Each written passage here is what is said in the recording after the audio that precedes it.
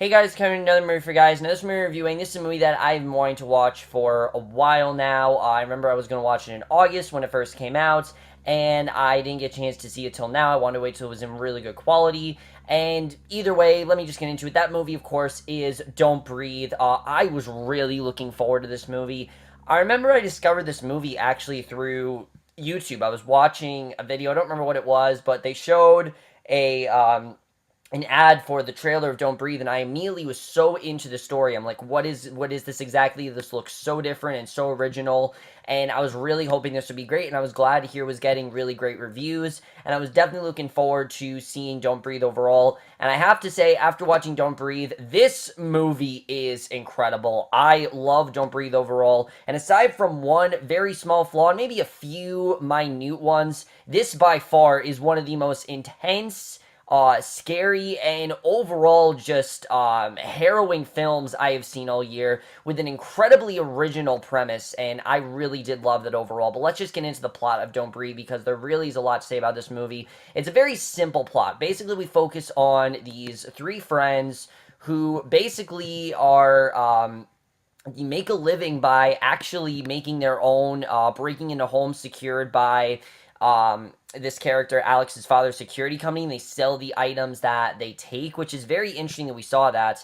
But basically, they decide that their next house they're going to rob is from this blind man's house who has this very interesting story, and they want to see if it really is true. They're not sure if it's really true, but either way, they go into his house to, try to take his stuff and everything.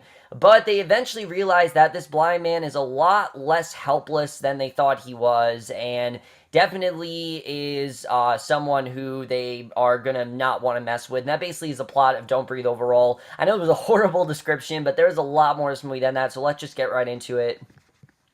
Now, going into this movie, one thing I definitely was very excited about was the cast. I heard the cast of this movie was really great, and that is absolutely the case. This is one of those movies where you need a really good cast to make this great, because a lot of the movie, resides on the characters, and I thought everyone was so great in this movie.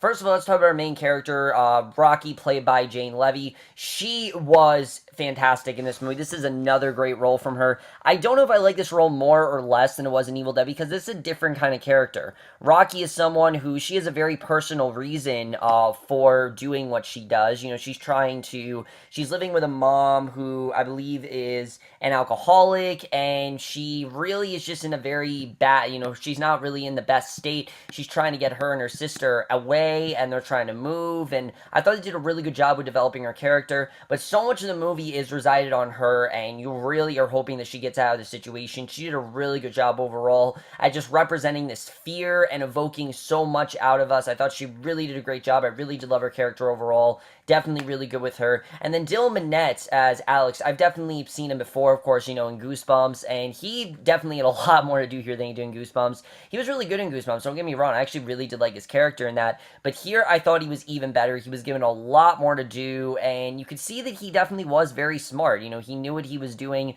He's very experienced with this job, you can definitely tell, and a lot of the movie are just these two, and he definitely worked really well in this movie. You can see that what I liked about it is that he definitely is just as much ahead of the game as the blind man is, which we'll get into his character, but I really did like him overall. Thought he was really good. He definitely did a good job.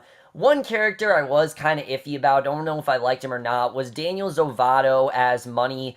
This is the guy that kind of goes too far and is a lot more into this than they are. I just didn't really like his character. I found him to be a little bit cliche, but he isn't in the movie for that long. I'm not going to spoil why, but he's not in the movie for very long. If you guys have seen the trailer, you know why, which I don't know why they put that in the trailer, but anyways, wasn't a huge fan of his character. I thought he was okay overall, but overall, I thought the chemistry between these three was really great. They did a very good job at making three characters who could have potentially been very annoying and just really intolerable. They really could have been very hard to root for, and they made them very, very rootable, and they made us want to actually enjoy these characters. These characters are very compelling. They have reasons for doing what they do, and overall, I really did like these characters overall. They really did a great job, and like I said, us caring about them makes this movie that much more scarier. However, without a doubt, the highlight of this movie and the actor that I need to credit is Stephen Lang as the blind man.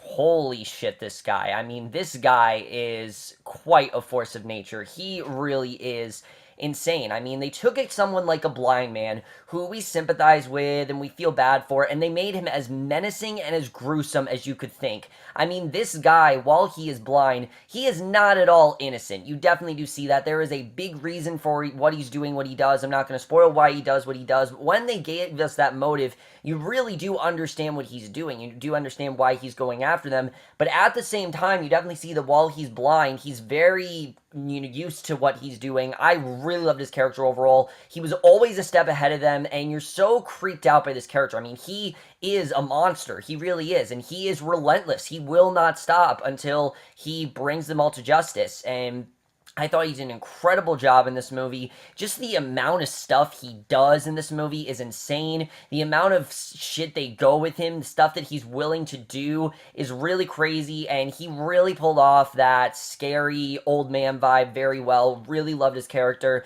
I know I've seen Stephen Langson before. I can't think of what I've seen him, but he was so great here. I really want to see him do more movies like this because he was so creepy here.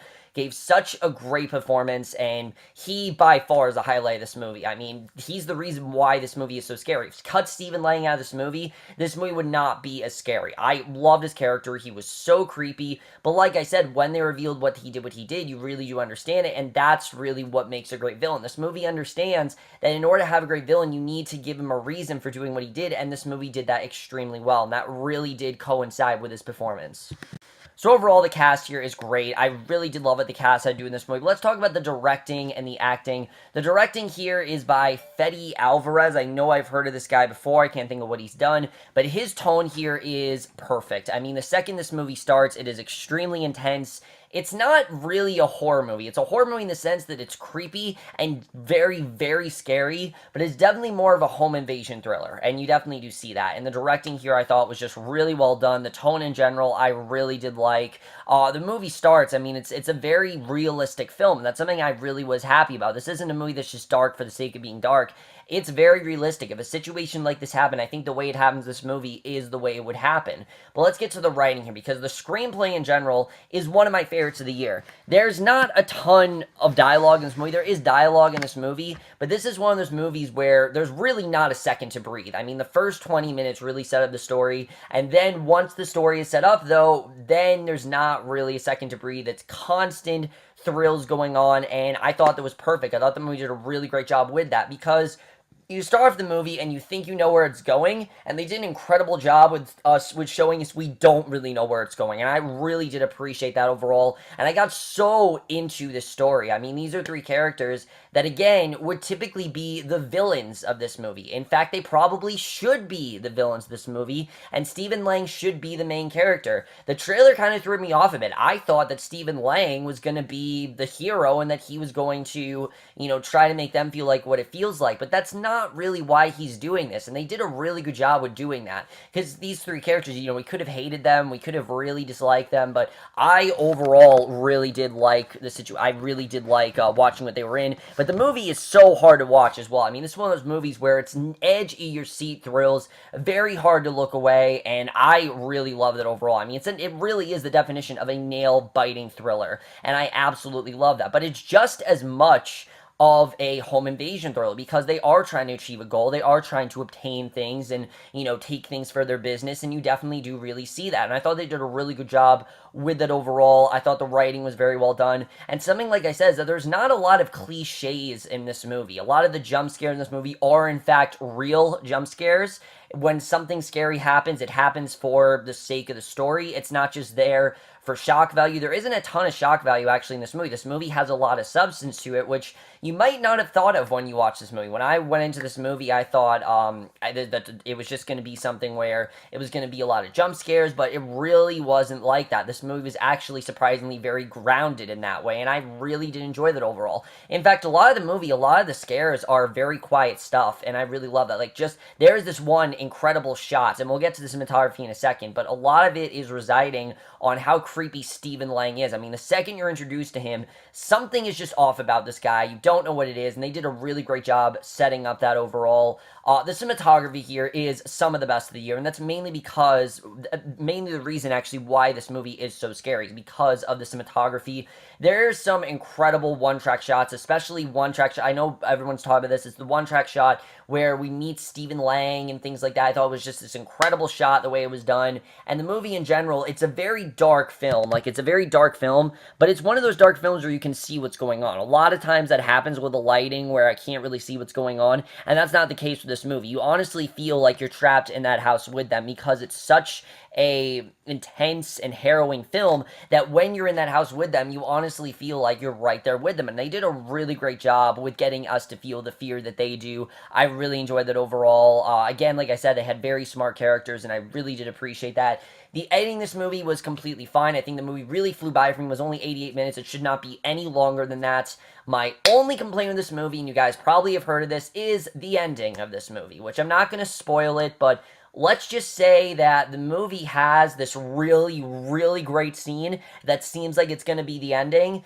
Unfortunately, the movie goes on from there, and I don't know why the movie went on from there. It was unnecessary, it was dumb, and it seemed like it was only there so this movie could get a sequel, and I don't know why they wanted to give this movie a sequel. This seems like a movie that should be a standalone film.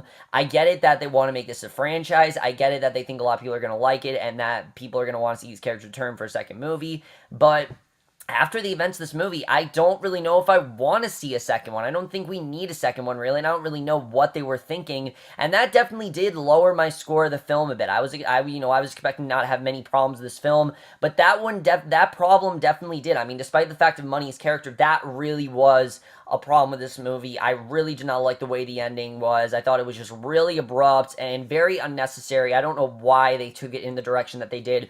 But other than that, I really did enjoy this movie. I don't have any complaints about it. And like I said, by far one of the most intense and crazy films of the year. So overall, guys, Don't Breathe is a very scary, harrowing film that I think some people, it's definitely not something that you should watch if you are easily scared, but it's a very good watch if you like to watch movies that are very intense and very thrilling and have very high stakes. This is the movie for you, and that's one of the reasons why I love this movie as much as I did, and it is the reason why I'm going to give Don't Breathe a 4.5 out of 5 or an A-. I almost gave it an A, but because of that one character that I didn't like, and because of the ending, that really did lower my grade a bit, but because of how great those first two acts were, that is why I will recommend this movie. It is so scary, it is so thrilling, and definitely something that I think a lot of people have been waiting for. A lot of people have been waiting for those scary type of home invasion thrillers, and this is exactly what you've been looking for. I absolutely love this movie, and if you haven't seen it, besides that ending, definitely check it out, because it is the home invasion thriller you definitely have been waiting for. But anyways, guys, remember, you Don't Breathe. Let me know what you guys thought of this movie overall. Like I said, I don't have a ton to say about it. It's a very simple film overall, but let me know what you guys thought of this movie. Love to hear your thoughts on it. We'll see you guys in my next video, which will be for tonight's episode of Westworld, and we'll see you guys for that. Okay, bye.